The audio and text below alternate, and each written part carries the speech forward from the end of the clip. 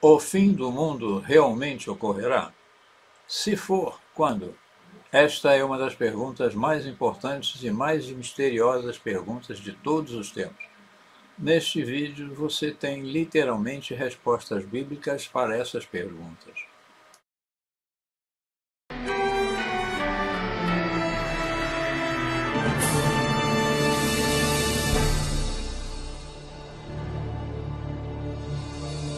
Mas você, Daniel, feche estas palavras.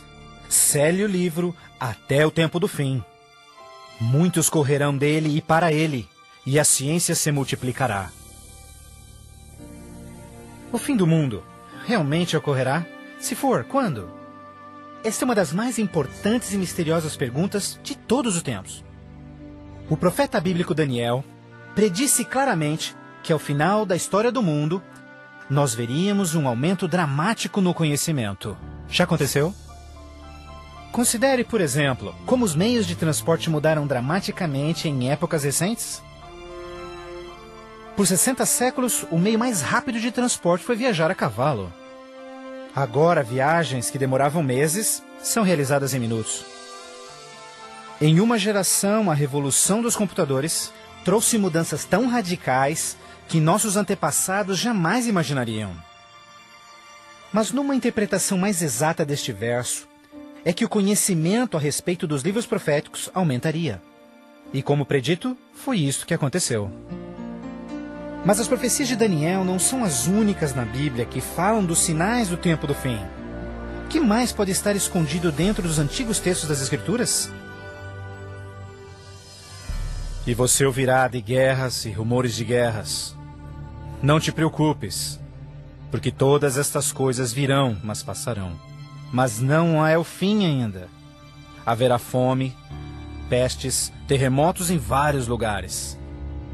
Tudo isso será o começo das dores. Qualquer um pode ver em todo o mundo o quanto forças políticas e naturais têm tornado o nosso mundo moderno um lugar perigoso para se viver. Pense nisto. Nos últimos 100 anos, o mundo inteiro enfrentou 2 guerras mundiais, vários outros conflitos, sem mencionar o aumento de ataques terroristas.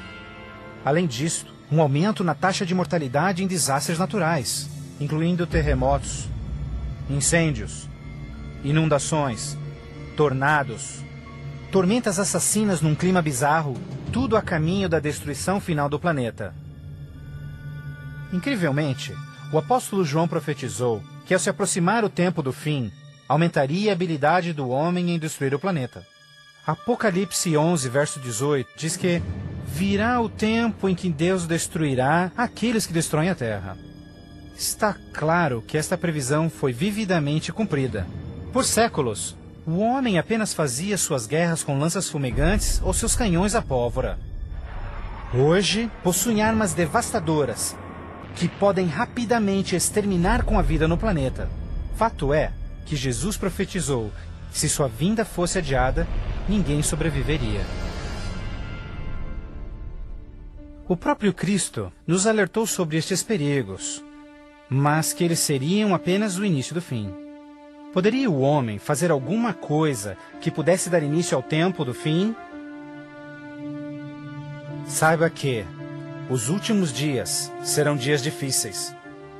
Os homens serão amantes de si mesmos, amantes do dinheiro, gananciosos, presunçosos, blasfemos, desobedientes aos pais, ingratos, profanos, sem amor, irreconciliáveis, fofoqueiros, sem domínio próprio, grosseiros, sem consideração com o bem. Ninguém que haja vivido pelas últimas décadas poderá negar a contínua e espantosa queda moral de nossa sociedade moderna.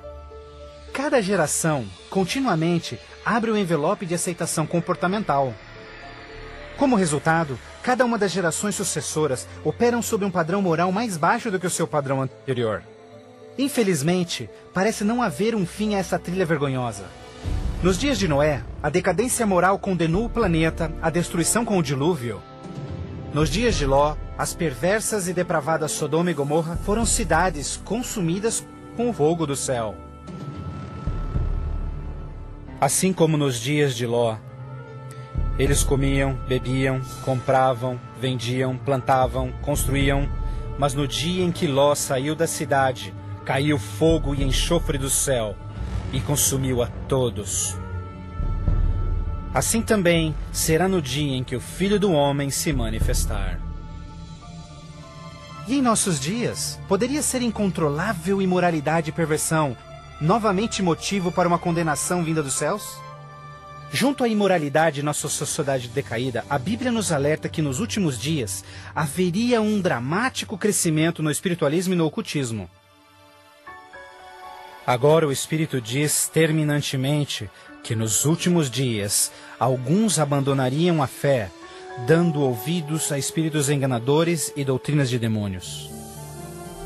A prática de comunicar-se com os mortos, extensamente proibida pelas Escrituras, tem amplamente sido aceitas inclusive em igrejas modernas. Programas de televisão e filmes apresentando os temas do arrebatamento e do ocultismo tornaram um assunto extremamente popular, especialmente entre os mais jovens. Apesar de todo este espiritualismo e incontrolável imoralidade, a Bíblia ensina que onde o pecado está em abundância, a graça está em superabundância. Portanto, uma grande notícia para os últimos dias, antes da volta de Jesus, foi a promessa de que as boas novas seriam anunciadas por todo o mundo.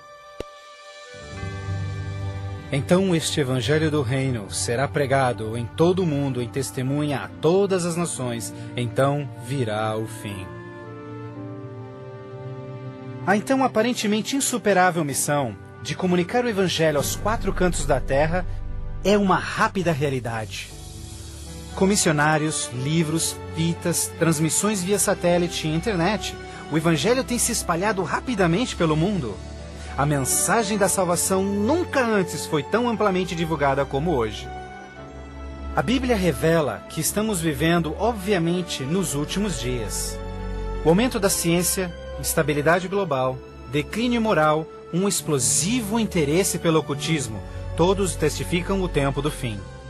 Os sinais do fim estão claramente se cumprindo, mas ainda mais, a Bíblia também nos alerta que entre as forças do bem e do mal, em última instância levarão o mundo ao conflito do Armagedon. A qualquer momento, uma crise global sem explicação atingirá todo o planeta, numa crise tão devastadora que o mundo jamais viu. Haverá então grande tribulação, como jamais se viu anteriormente, nem jamais haverá. Qual será a catástrofe que dará início à crise final? E quando acontecerá? Poderia ser um devastador ato terrorista? Talvez uma crise econômica internacional? Talvez até um terremoto, um asteroide ou algum outro evento cataclísmico? Talvez um acidente químico ou uma praga biológica mortal? Talvez a combinação de alguns desses acidentes. Mas mesmo a Bíblia não identificando o evento crítico exato, ela revela as dramáticas cenas que se seguem. Mais adiante você compreenderá mais sobre esses surpreendentes, chocantes eventos que muitos cristãos ainda não estão preparados.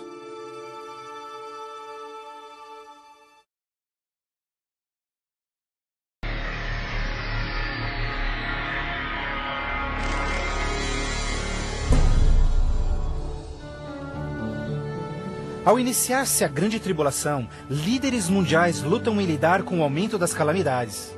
Enquanto isso, verdadeiros cristãos dedicados a Deus experimentam o maravilhoso poder do Espírito Santo.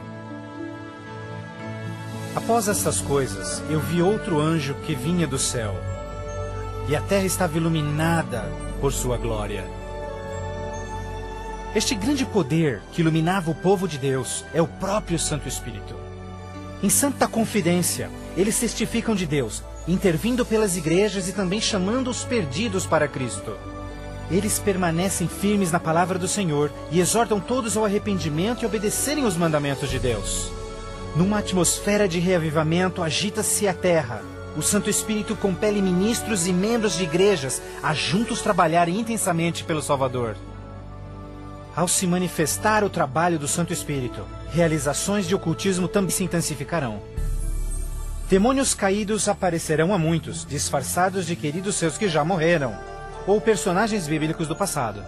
Eles falam de paz e esperança, porém apresentam doutrinas contendo erros perigosos e sutis. Sobre estes a Bíblia nos alerta, porque estes são espíritos do mal, realizando milagres. Como você pode imaginar, estas manifestações supernaturais influenciarão muitos e são poucos os que estão preparados a se opor. A esta altura, famílias e igrejas tornaram-se ineficazes no combate a esta crescente onda de fraqueza global.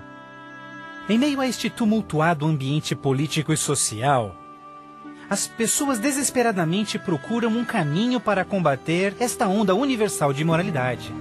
Líderes políticos e religiosos apelam por seus constituintes, pedindo por medidas legais a restauração dos princípios de Deus e a paz na Terra.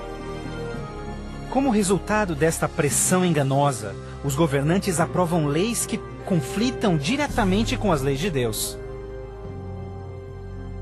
Mas esta não é a primeira vez que isso acontece na história. Certamente você se recorda da familiar história de Daniel capítulo 3.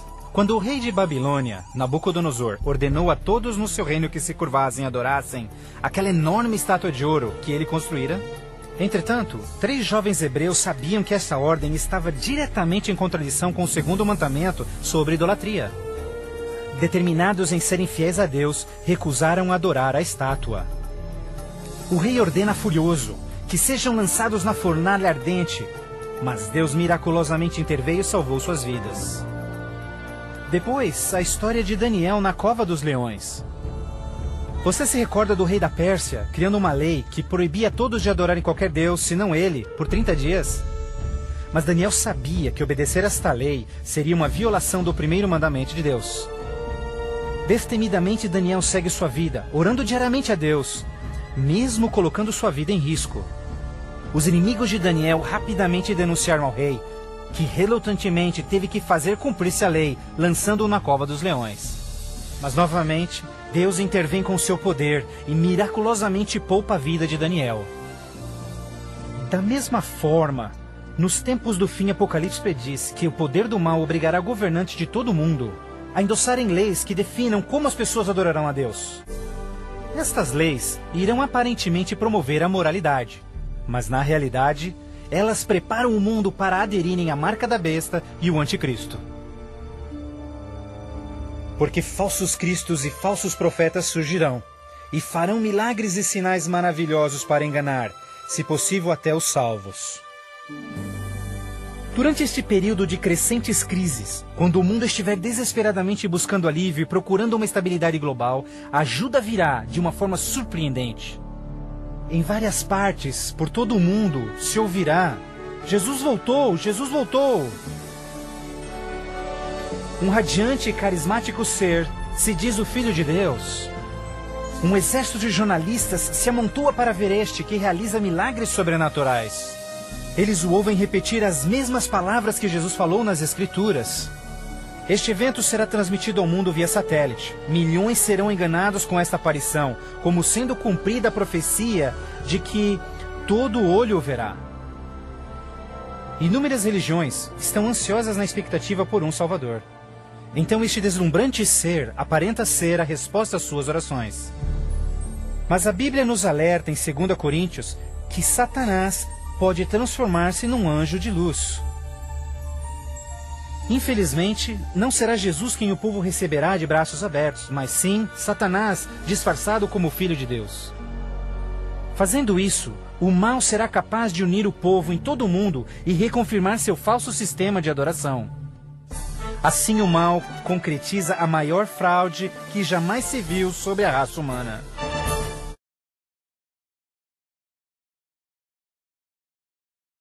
Movidos pelo poder do Santo Espírito, compelidos pelo argumento bíblico dos servos de Deus, milhares em todo o mundo converter-se-ão desde suas igrejas sem vida e se posicionarão junto aos impopulares, mas verdadeiros seguidores de Jesus. O que nos resta? Devemos obedecer a Deus ou ao homem, à tradição popular ou à Escritura, dividindo assim o mundo inteiro em 2 grupos. De um lado, aqueles que receberam o selo de Deus, e do outro lado, aqueles que receberam o sinal da besta. Aquele que é injusto, siga sendo injusto. Aquele que é sujo, que siga sendo sujo. Aquele que é justo, que siga sendo justo. E aquele que é santo, que siga sendo santo. Este texto de Apocalipse antecede o próximo evento em que todo homem, mulher e criança fará sua final decisão, a favor ou contra Cristo. Ao lado de Deus estão aqueles que em fé observaram sua palavra, mesmo diante oposição. No outro lado, aqueles que escolheram a religião de tradições humanas.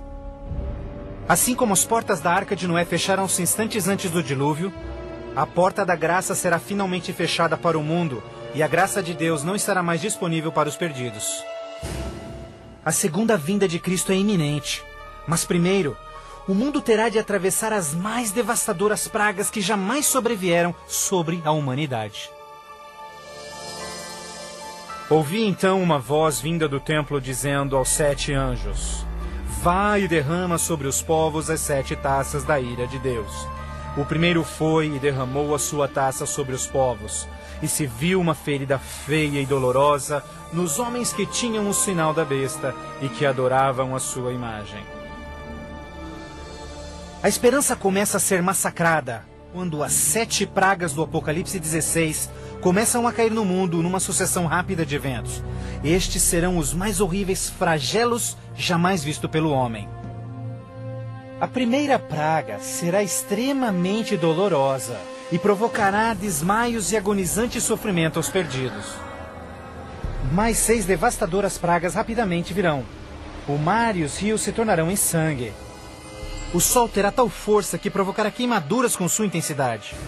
De tal forma, praga após praga virão. O terror reinará, tornando o mundo inteiro prisioneiros do pânico. Durante este período, alguns dos salvos encontrarão abrigo em locais isolados e remotos, onde serão protegidos e mantidos por anjos do Senhor. Outros, lançados em prisões, embora aparentemente abandonados pelo homem, não foram esquecidos por Deus. Os fiéis de Deus estarão protegidos das pragas, da mesma forma como os filhos de Israel foram preservados durante as pragas que caíram no Egito. Neste momento, os salvos passam por um momento de angústia em suas almas. O principal pensamento em suas mentes: estamos em paz com Deus? Finalmente, encontram paz em suas consciências confiando nas promessas de Deus. Assim sendo, o dragão irou-se com a mulher e foi ao seu encontro para guerrear com os demais filhos dela, aqueles que guardam os mandamentos de Deus e têm o testemunho de Jesus Cristo. Persuadidos pelo falso Cristo, os miseráveis perdidos têm como única esperança para alívio das devastadoras pragas a eliminação daqueles que se opõem a eles. Então a decisão é tomada para caçar e exterminar em apenas um dia o povo de Deus que teimosamente apegou-se às Escrituras. Assim sendo, o campo de batalha espiritual tem aqueles que seguem as tradições humanas e adoram a besta contra aqueles que amam a Jesus e obedecem os seus mandamentos. Esta é a batalha final do Armagedon.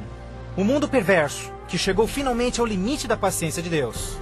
E finalmente o momento em que Deus entra em cena para resgatar os seus filhos fiéis.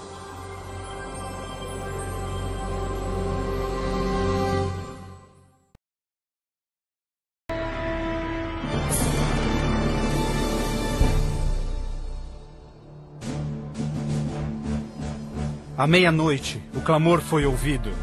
Aí vem o noivo. Na mais escura hora, a mais esperada esperança de todas as eras torna-se realidade. O comando da voz do próprio Deus é ouvido. Está cumprido! Aquela voz de trovão chacoalha os céus. Um imenso terremoto anuncia a aproximação do poderoso exército dos céus. Os filhos de Deus, há pouco sem cor e cansados, agora envoltos por um arco-íris, resplandecem diante de seus opressores. Suas faces brilham ao contemplarem seu Redentor e o vasto exército de anjos que vieram para levá-los para casa. Atentem, porque ele está vindo nas nuvens do céu, e todo olho verá, inclusive os que lhe transpassaram, e todos os povos da terra chorarão por sua causa. Como você já sabe, este não será um momento de êxtase secreto. Todas as pessoas do planeta testemunharão este maravilhoso evento. e muitos estarão aterrorizados. Os ímpios fugirão desesperadamente para rochas e cavernas, tentando em vão esconder-se do santo rei que se aproxima. E como Jesus prometeu, os homens maus responsáveis por seu julgamento e crucifixão serão ressuscitados para presenciarem seu retorno nas nuvens do céu. Porque o Senhor, o próprio Deus, descerá dos céus, e como trovão, e com a voz do arcanjo, com som de trombetas de Deus, os mortos em Cristo serão primeiramente ressuscitados. Um grandioso som de trombetas é ouvido pelos céus, e a poderosa voz de Deus chamará os santos que dormem no Senhor desde todas as épocas, dizendo: Despertem, despertem, despertem vós que no pó da terra dormem, levantem-se. Por toda a extensão do planeta, um exército de santos se erguerá do pó da terra. Despertarão cheios de juventude, glorificados e revestidos de imortalidade, sem nenhum traço de enfermidades ou defeitos. E aqueles que ficarem vivos nestes momentos finais serão também transformados. Num instante, receberão um novo corpo imortal. Os ímpios contemplarão em angústia todos estes incríveis sinais. Então nós, os que estivermos vivos, seremos todos levados junto deles nas nuvens para encontrarmos com o Senhor nos céus. E ali nós viveremos para sempre com o Senhor. Com o mundo inteiro em convulsão, os remidos voarão alto e serão erguidos acima da destruição. Eles voarão para a felicidade com o Senhor, junto às nuvens de anjos. Nem dor, nem pecado, nem tristeza jamais haverá. O véu que os separava de seu Deus é para sempre removido, e contemplam agora o seu Deus e seus anjos face a face. E naquele dia, o dia da destruição de Deus, será de uma extremidade da terra a outra, e não haverá nem pranto, nem ajuntamento, nem funerais. Eles serão todos como lixo sobre toda a terra. Aos que ficarem para trás, o caos reinará no planeta. Entre os furacões, os gemidos de demônios, os terremotos, oceanos ferventes, ilhas submersas. Densas e escuras nuvens despejam tempestades gigantescas de granizo. Os ímpios que sobreviverem a essas catástrofes em breve serão destruídos pela presença da glória de Deus. Seus corpos espalhados pela terra despojada pelos eventos finais. Então, pela primeira vez desde a fundação da Terra, o planeta está completamente abandonado e sem vida. Apenas Satanás e seus anjos caídos restarão como resultado de sua rebelião.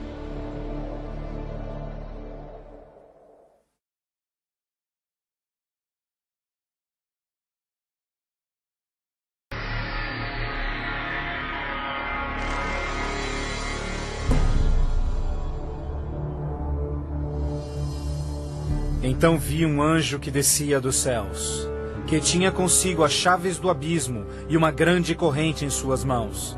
Ele acorrentou ali Satanás por 1000 anos.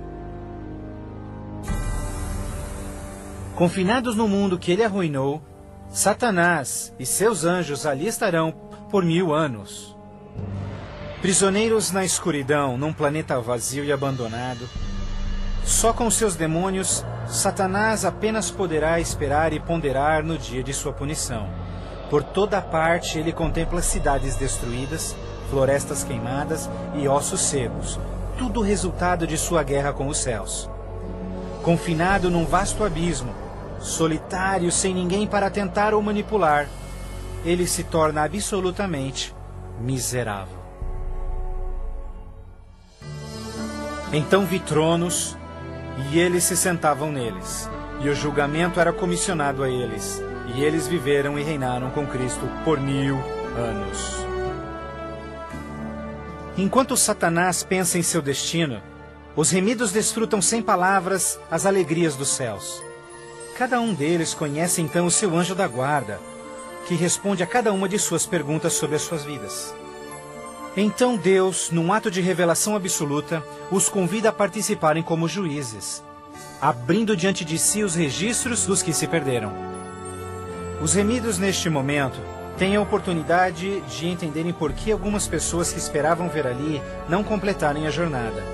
Os pensamentos dos ímpios são agora vividamente expostos e o véu é removido, revelando as batalhas espirituais que se levantaram por salvar-se-lhes as almas. Inclusive as ações e motivos dos anjos caídos se farão nítidas. O aberto e transparente caráter de Deus neste assunto é extraordinário. Como o apóstolo Paulo descreve em 1 Coríntios 6, verso 2, os salvos participarão no julgamento dos ímpios. Antes que um único pecador receba sua punição final, seus registros serão cuidadosamente revisados por seus conterrâneos, os quais entendem e sabem das lutas na vida na terra. Todas as palavras e atos dos ímpios serão pesados ante a palavra de Deus. A justiça de sua sentença é confirmada e o grau de sua punição determinado. Finalmente, ao final dos 1000 anos, Jesus e os remidos preparam-se para o seu retorno à terra. O tempo é chegado para Satanás, seus anjos e os perdidos, quando enfrentarão as últimas consequências por seus atos. Em breve, os mansos herdarão a terra. Mas primeiro, Deus executará a fase final de seu julgamento e extinguirá o pecado do universo.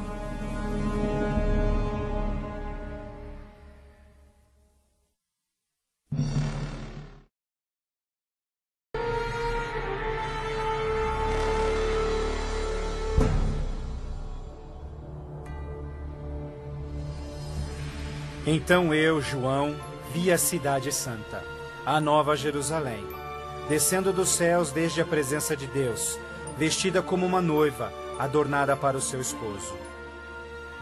Após os 1000 anos sabáticos no céu, Cristo e os remidos, com a nova Jerusalém, voltam à terra. Ao se aproximar a cidade do planeta desolado, Jesus comanda que os ímpios voltem à vida desde o pó da terra. Ao seu comando, os ímpios de todas as épocas e lugares ressuscitam, da mesma forma como morreram, e ali estão diante de Deus. Ao Jesus descer, seus pés tocam o Monte das Oliveiras. Um tremendo terremoto abre o monte, transformando numa grande planície. Então, a nova Jerusalém, a grande cidade de Deus, desce dos céus e descansa sua estrutura sobre a planície preparada por Deus. Agora, quando os 1000 anos terminarem, Satanás será solto de sua prisão, e então irá atrás de enganar as nações, a fim de uni-los para guerrear. Incrivelmente, Satanás consegue iludir seus seguidores mais uma vez e arregimenta-os para capturar a cidade celestial pela força.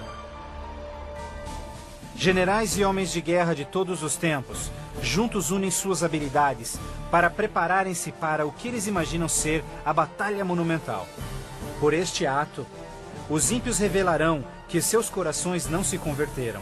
Se fosse possível, eles destruiriam a Deus e seu trono e tomariam a cidade santa pela força. Pouco percebem eles que essa guerra fútil já estava perdida mesmo antes de começar. O juízo final chegou. Então eu vi os mortos, grandes e pequenos, todos diante de Deus. Livros eram abertos, e os mortos eram julgados, de acordo com seus atos. Subitamente, no alto acima da cidade, o Senhor aparece em seu glorioso trono. Todos os frágeis planos de guerra dos ímpios são imediatamente eliminados. Ao contemplarem a face de Deus, os ímpios dolorosamente tornam-se cientes de cada um de seus pecados. Lembram-se de cada momento em que silenciaram suas consciências, cada vez em que negaram os chamados do Santo Espírito. Muitos foram enterrados juntamente com os seus segredos pecaminosos, querendo ter com sucesso escondido todos os seus assassinatos e crimes. Vergonhosamente experimentam em primeira mão as palavras de Jesus ditas em Lucas, pois não há nada coberto que não será revelado, nada escondido que não se fará saber. Ao se apresentar diante deles vividamente o panorama de suas vidas, cada ímpio entende completamente que por sua própria livre escolha rejeitaram a salvação. Tragicamente, a paz e alegria dos que estiverem na cidade nunca será desfrutada pelos ímpios. Com sentimento de desespero e sem esperança, são varridos e deixados sem palavras. Os rebeldes não podem negar a justiça de Deus, declarando-se culpados. Em uma só voz clamam: justo e verdadeiro são os teus caminhos, ó Rei dos Santos. E caindo prostrados, eles adoram o Príncipe da Vida. Eles subiam aos cantos da terra e cercaram o acampamento dos santos. Então caiu fogo do céu desde Deus e os consumia. Finalmente, o tempo de encarar as consequências irreversíveis de suas ações. Sem nenhum aviso, fogo e enxofre caem do céu. A terra se fende e fogo brota desde cavernas subterrâneas. Enquanto o inferno engole os ímpios, os justos estão a salvo e em segurança dentro dos portões da Nova Jerusalém. Cada pecador é punido de acordo com seus pecados. Os com poucos pecados são destruídos rapidamente, enquanto os culpados de horríveis pecados contra a humanidade sofrerão mais. Satanás, o instigador de todos os pecados, será forçado a sofrer muito mais. Para Deus, a punição dos ímpios é um ato doloroso, mas é algo que a sua justiça demanda. O salário do pecado é a morte. Na cruz, Jesus sofreu a punição final no lugar de todos os que aceitaram o seu sacrifício. Mas, tragicamente, os perdidos rejeitaram este presente e terão de pagar o preço por seus próprios pecados. Certamente o dia virá, queimando como fornalha. Todos os orgulhosos e todos os fracos serão consumidos. Você esmagará os ímpios, pois serão como cinzas debaixo dos seus pés. Ao se esfriarem as cinzas da destruição, os habitantes de todo o universo erguem suas vozes em louvor a Deus, pois o reino de terror de Satanás foi banido para sempre. Assim, com a paz no cosmos eternamente garantida, Deus agora dedica sua atenção à criação de um novo céu e uma nova terra.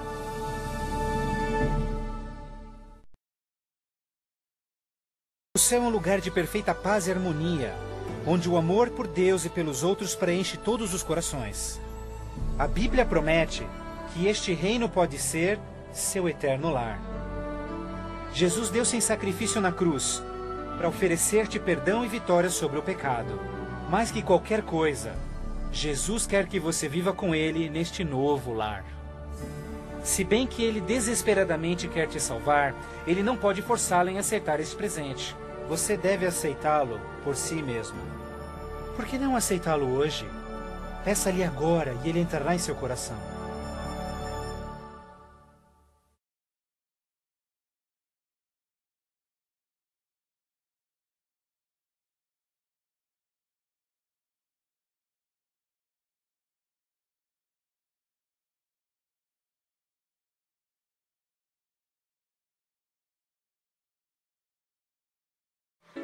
Abra seu coração.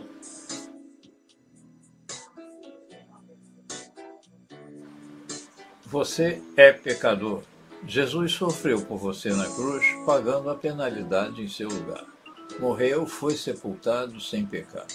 Se você aceitar isso em sua vida e confessar com sua boca Jesus como Senhor e Salvador, você será salvo. Veja Romanos 10, 9. Se você quer ser salvo e fazer parte da Igreja de Jesus, diga agora com fé: aceito Jesus Cristo como meu Senhor e Salvador. Foste selado com o Espírito Santo. Veja Efésios 1, 13, 14.